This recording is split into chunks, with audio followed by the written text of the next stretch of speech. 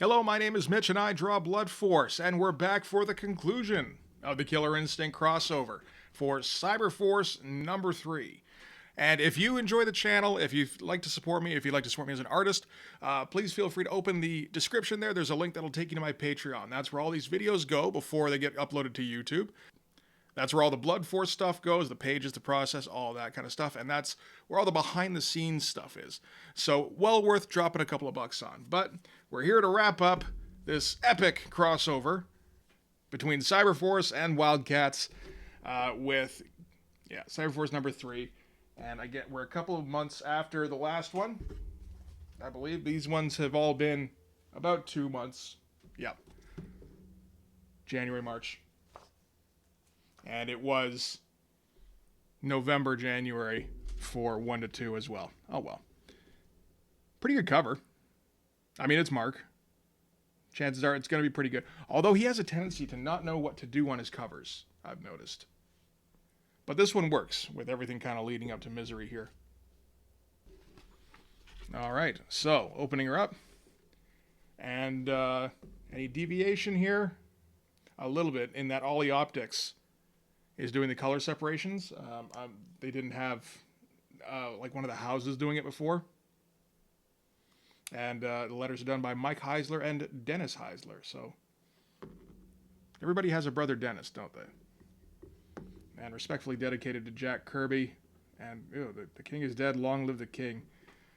Okay. So I guess this is right around when Jack Kirby died. Yeah, it looks like it. February of 94. All right. So, yeah, we're getting back into Cyberforce versus Wildcats. I'm going to start out with a big old splash page with Spartan versus Heatwave. That's pretty cool. And again, kind of they're sharing or doing opposite motion lines, I guess. And again, they look friggin' massive. That's a pretty good shot. And I like the way he's doing these mountains here, actually. And again, the Dutch angle really gets that kind of floating in space feeling. And I think we've forgotten that Spartan got shot a couple times by Stryker in the last issue. That's all right. And then, Jesus, that's pretty sweet. That is some colorful shit. And this is, I guess, Ollie Optics kind of going to town. Like, they don't do the colors specific. I don't know what the difference is between coloring and color separations. I think it's like this kind of stuff here. It's interesting how big it is. Like I don't know, just how obvious the changes are. It's like a big band of lighter pink and then lighter pink and then, you know. And you look at the twist that he's putting in Grifter here. And it's just insane. And just, it adds a whole bunch to this spread. And I'm like, it's there for two reasons. One, I think he wanted to have Grifter being fairly front-facing. So you put him in this extremely awkward twist where he's shooting behind him. I mean, it also works in that it looks like he's kind of running and shooting at the same time. But of course, the main deal with that is that the more you twist a guy, the more dynamic it makes the picture. And that's something I didn't know for, man, a long-ass time. And then I tried it out in one or two things, like, oh my god, it really does. Like, this means dynamism. I remember learning that from Jim Lee from one of his drawing videos where he does the odd live stream, and no, it's totally a thing, and it's what makes this whole thing work. And Grifter particularly popping against the purple background. Everybody else is purple here, except Cyblade, who's just kind of off to the side. That's a weird decision. But no, so Grifter is the focus of this whole two-page spread, really. But no, fantastic stuff. And Maul and Grifter are going to have a nice conversation in the middle of this Warzone here. He's like, I don't like the game plan, Grifter. These Cyberforce punks are playing for keeps. While there's a big old explosion happening in the sky, and Stryker shooting at Grifter, Grifter shooting at Stryker, and Grifter's all, I know what you mean, Maul. I don't like getting shot at any more than you do. Bang, bang, bang, bang, bang. And Stryker's spouting cliches with, I think it's time to turn up the heat. Like, that was completely just unnecessary, but sure, go for it. And so they're going to get Velocity to distract Maul long enough for Cyblade to power up. I didn't know that was a thing she could do. And she flings her Cyblade things, because she did that in Cyberforce number 1. I don't think she's really done it since. She hasn't done much of anything since, if we're being honest. She has the Psylocke Cyblade thing that she uses occasionally, or that she threatens to use occasionally. I don't know that she's really used it all that much.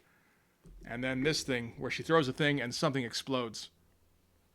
And Heatwave gets a telepathic call to go to the sub-basement. Because if we recall from the last issue, well, not the last issue, Cyberforce, if we recall from Wildcats number 7, they got to the basement, and then Warblade jumped him, and he was looking a bit ragged.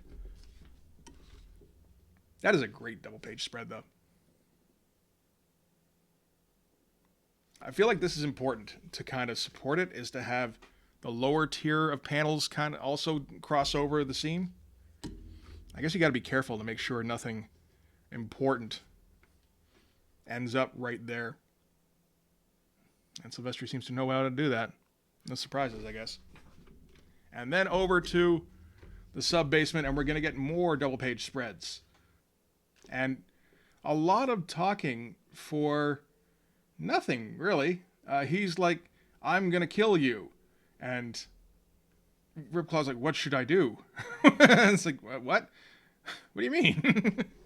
Either let him kill her or don't, I guess.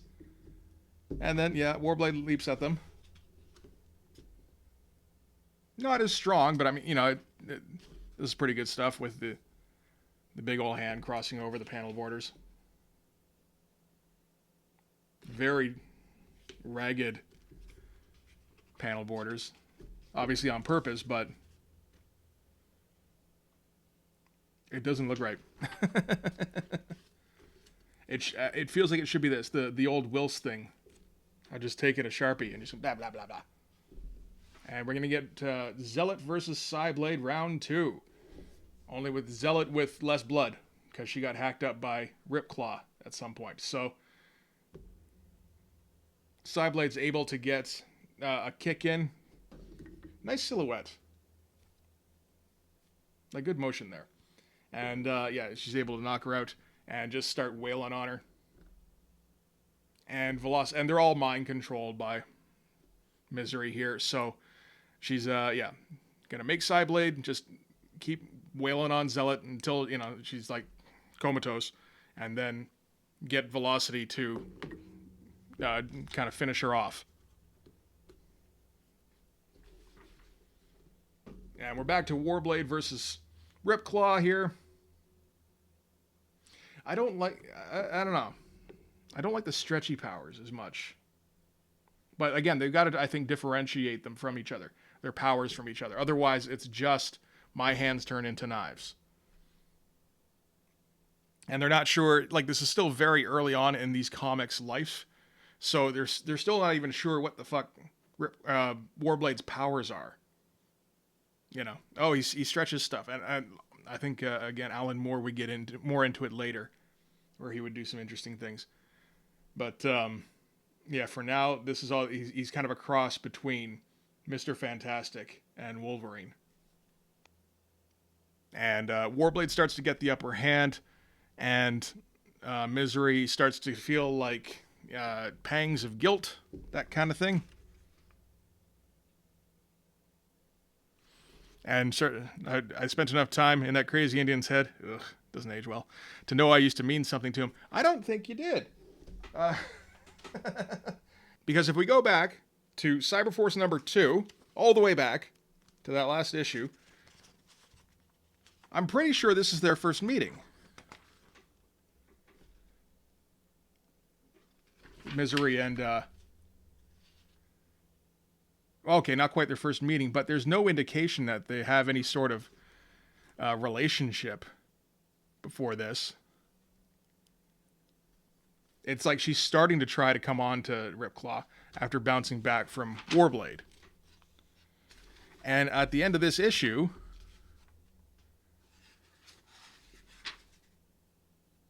Warblade kills her.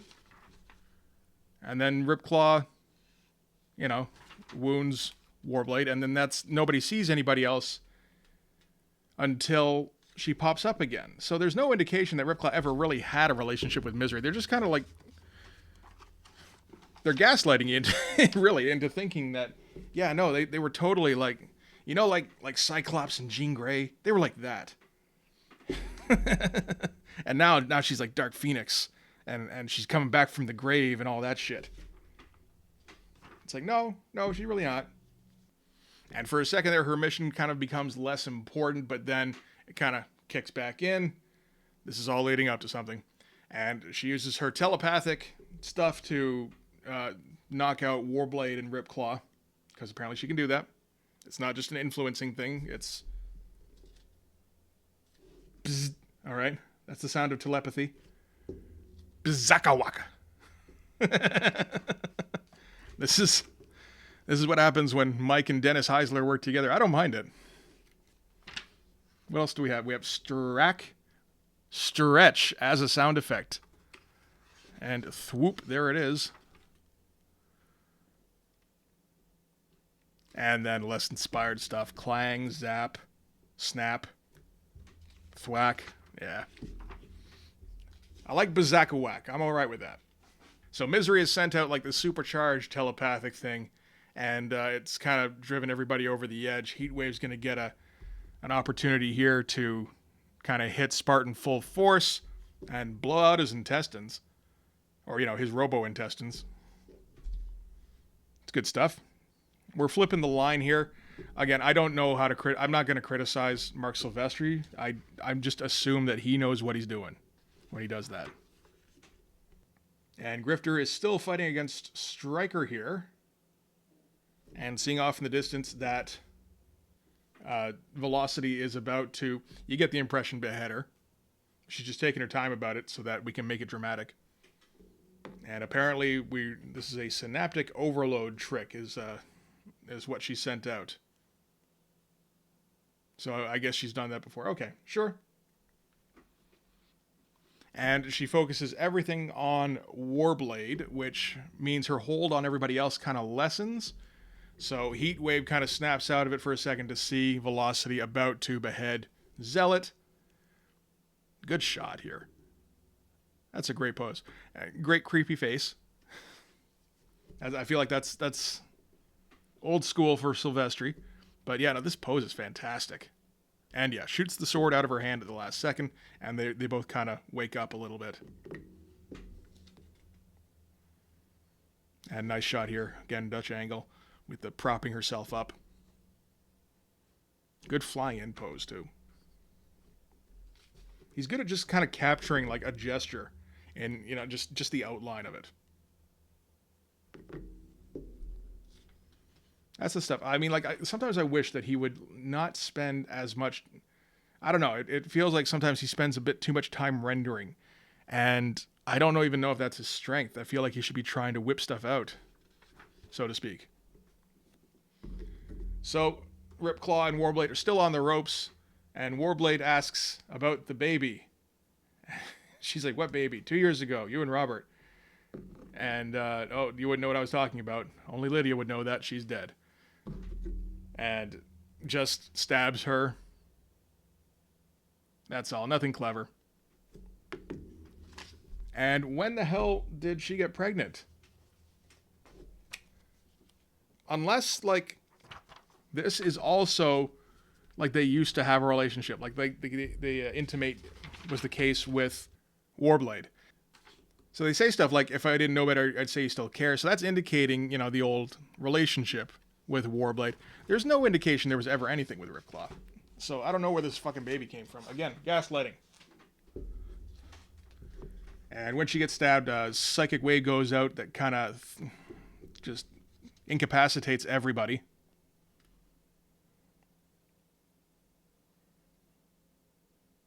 And apparently the baby thing was true. She didn't want him to know, so much so that yeah, she got pregnant by him before they were really a couple. Yeah, ew, okay. And now we're going to see, oh, looks like Misery is one of those busybodies. Surprise, surprise. Well, she's surprised anyway. And yeah, so when she has these moments where she gets a bit more humane, and then she kind of snaps out of it, that's a backup program kicking in. And there's no time to save her because this program is just going to keep kicking in and keep forcing her to try to kill everybody and try to bring Richtofen back to life and all that kind of stuff. We're only in the middle of the book, eh? So she points to a spot where he can stab her, and she'll be dead for good. And he goes, "Goodbye, Lydia. I'll always remember you, Sklitch." And finally, we see what was in the pod. It's the Terminator arm. Or Spartan's arm, rather. This is right around that time. Terminator 2 came out in 92, I believe. And so they've been extrapolating all the busybody technology from Spartan's arm. Okay. From when he got it ripped off, I think in like Wildcats number 3 or something. So now everything is okay now that we're halfway through the issue. Jesus Christ. And Maul doesn't want to let things go. Grifter's like, look, just shrink down a little bit. It will make more sense. Which I like that. I think that's all right. And Warblade and Ripclaw are working together now. And they're going to shake some hands. And Heatwave's going to be like, yeah, you better shake hands. And Impact and Maul are going to give each other a stare down. Spartan and Tri-Punch are going to exchange pleasantries. And Spartan's just like, oh, just, ignore the fact that my intestines should be hanging out right now. It's all right. And Tri-Punch here actually gets a decent line, and he's like, I would definitely talk to somebody about reattaching that other arm of yours. Take it from me, it never hurts to have a spare. That's all right, that's cute. And we find out that Cyblade spent 2 years in medical school before the accident that changed her life and caused me to pursue a course that eventually led to Cyberforce. I want to know what that course is. What the fuck happened? How did you end up as, like, a shock trooper for a cyber, a cyber company, an evil cyber company at that? Are the guidance counselors in high schools aware of that course? They should be like avoiding, they should be warning people about that, I feel like. And Grifter apparently likes them young because he's all like, you want to hang out with us for a while? And it's like, I'm pretty sure Velocity's supposed to be like 16, 17. But all right. And then we're going to get an epilogue where Ballista is buying guns from Morlocks. That is what they are, right? So that's going to be where we go from here. Ballista, with Ballistic coming back and doing something. See, this is as far as I read with Cyberforce, so I have no idea what happens after this. I don't imagine it's much more than what's happened up until this point. Like, look at these casual backgrounds that look fantastic. Just kind of throwing pipes in here. All this stuff, no rulers, just going to make some rocks. And I know what I'm doing. Just unreal shit. And this stuff too. There's 11 people in this shot here. But he's able to establish depth so it doesn't feel crowded. They don't feel like they're on the same plane. They all feel like they're in the proper space. That's incredible. I have no idea how to do that shit. So if you want to put like a bookmark, end of Cyberforce number 3 for how to get a bunch of fucking people into a double page spread. Jesus. And that's going to be the next issue is Cyberforce number 4 in April. Is it actually April? Oh, it is too. Look at that. I was thinking like maybe they mocked up the April and it's actually like June. How's his artwork looking in this anyway? Oh, that looks pretty good. That's just a month later? Shit, maybe we should do more Cyberforce soon. All right.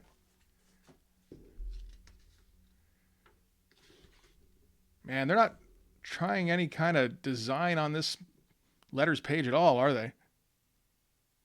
But they're still going to take up 3 pages with it.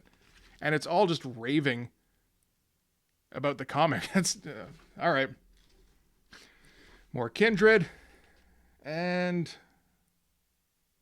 anything new coming out? Kindred number 1. There we go. Brigades up to number 8. Oh, Extreme Prejudice. We'll get there eventually. We'll get there.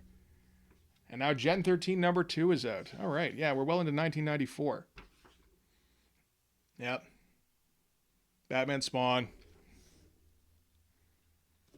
And Image's hottest new comic turns up the heat.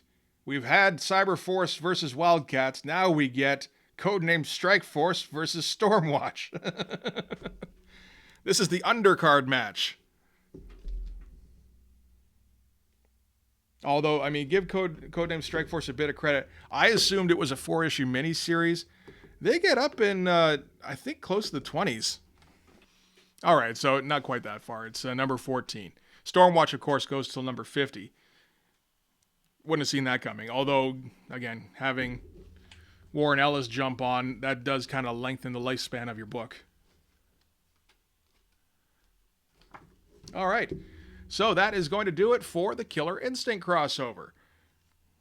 You know, whatever. It feels like the kind of thing could have been handled in 2 issues, but they wanted to make a big deal out of it, but they couldn't think of any more story than 2 issues worth of story. So, anyway, it did mean we got 3 issues of Mark Silvestri drawing awesome fights between Cyberforce and Wildcats, so that's all right. So, yeah, that's going to do it for this one. I guess it's not going to be a little while until we see Wildcats or Cyberforce again. For Wildcats, that's okay. Cyberforce, man, maybe I should move them up in the rotation because that next issue looked kind of good. I'll think about that. In the meantime, if you like this video, please hit like, hit subscribe, hit the notifications. Go follow me on Twitter. More importantly, go and subscribe on my Patreon. That's where all the Blood Force pages go. That's where all these videos go before they get uploaded to YouTube. That's where all the behind the scenes and process stuff goes. So, well worth dropping a couple of bucks on. But yeah, thanks again for watching. I'll see you guys in the next video. Bye-bye.